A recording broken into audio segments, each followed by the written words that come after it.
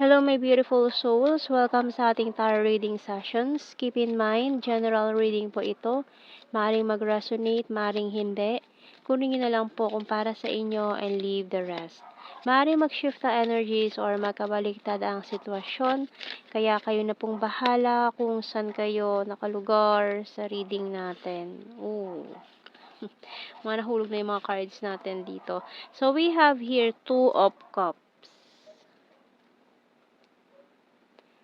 And the Six of Cups. The Queen of Swords.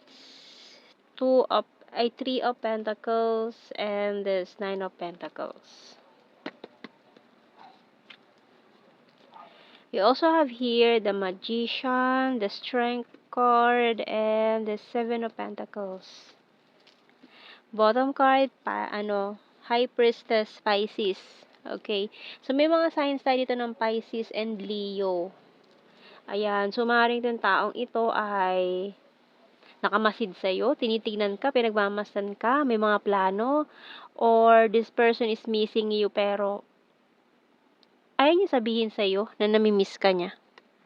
Ayaw niya malaman mo yung nararamdaman niya, lalo na yung feelings niya na namimiss ka niya ngayon.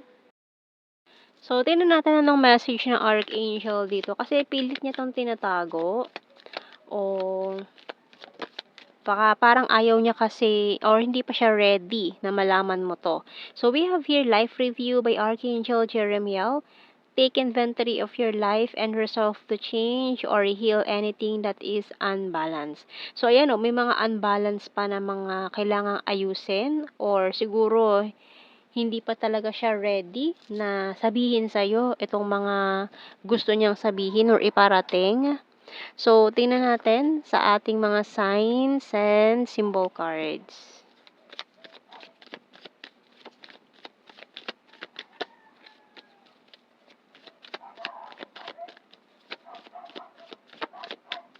So, marahil naghihintay siya ng tamang pagkakataon or kapag okay na. Kasi parang may mga inaayos siya behind the scene na hindi natin nakikita dito na ayaw niyang ipakita. Kasi masyado siyang secretive, tinatago niya to. So, we have here pillow, candle, bell, perfume. Talaga namimiss ka nitong taong ito. Pero tinitiis niya yung nararamdaman niya hanggat hindi pa okay yung ginagawa niya. Basta may ginagawa siya behind the scene na ayaw niyang ipakita na pag naayos na yon tsaka siya siguro gagawa ng move. Pero ayan, nararamdaman niya kasi itong magnetic pull na ito, ayun, and waiting siya. So, naghihintay siya. Naghihintay siya ng tamang pagkakataon, kaya nagmamasid lang siya sa'yo, nakatingin sa malayo. And you also have here the dream catcher. So, maaaring napapanaginipan mo siya. Ayan, lagi mo siya napapanaginipan nitong mga nagdaang araw or ilang araw mo na siya napapanaginipan. Kaya parang nako-confuse ka na din sa nangyayari. So, tingnan natin, kasi mukhang matagal na rin kayong hindi rin nag-uusap nitong taong ito. No contact situation, I want commitment. Parang ayaw niyang mabulilyaso kasi itong ginagawa niya behind the scene Guarded and wounded, proud of you. I will start to save money. You excite me. Pero na-excite na siya Excited na siyang malaman mo to lahat. Pero ayaw nga niyang masira yung mga plano niya. You're so sweet and caring. I'm honest to you and I'm willing to take the risk. So, powerful and discipline bottom card. So, talagang tinatago niya to. Nagpapakaano siya, ha? Talagang matindi ang kanyang disiplina na wag mong malaman to. Tinatago niya. Ayan. So, tingnan pa natin sa ating The Hidden Truth Oracle cards. I love you. Ayan, lumabas na. No? Nag-spill na yung I love you dito. Hindi na nakatiis. It's time for me to heal now.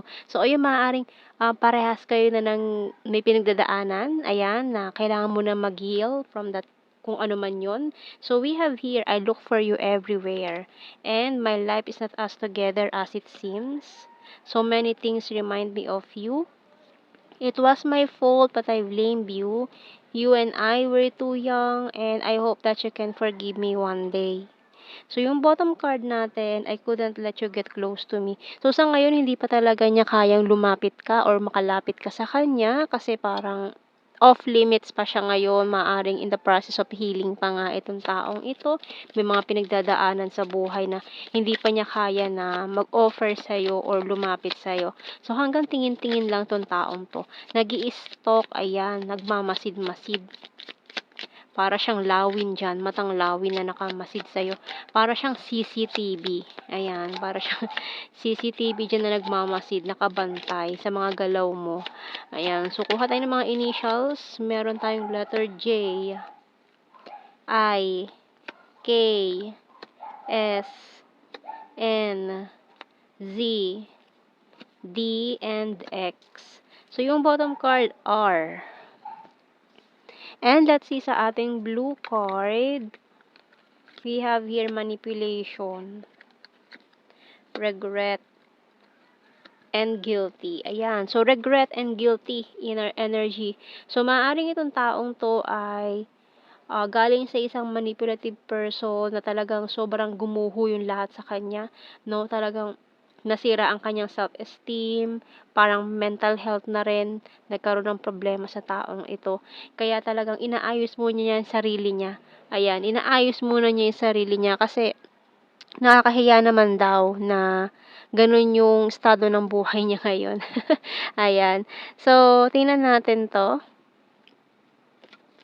Sa ating general signs and messages, kasi nahihiya pa siyang humarap sa'yo dahil nga sa estado niya sa buhay or mental health or kung ano man itong pinagdadaanan niya. So, we have here Capricorn, rainy season, and trustworthy.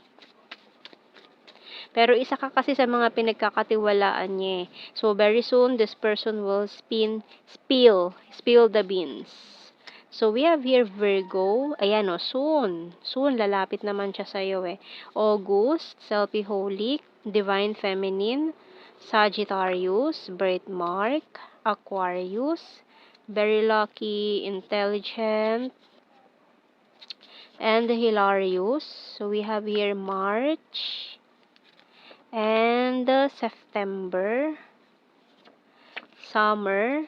So, kailangan pa ng mahabang pasensya. October, nag-overthink, beautiful, number 10. Wands is fire sign, Aries, Leo, Sagittarius. Maaaring natrap siya sa isang karmic relationship na very manipulative. Ayan. Kaya talagang ang bigat ng pinagdaanan nitong taong ito. Hirap na hirap siya. So, we have here cold city, future, lover, divine, masculine, and sword. Air sign, Gemini, Libra, and Aquarius. So, ayan ang ating reading, my beautiful souls. Thank you for watching. Take care and God bless. See you in our next reading, guys. Bye-bye.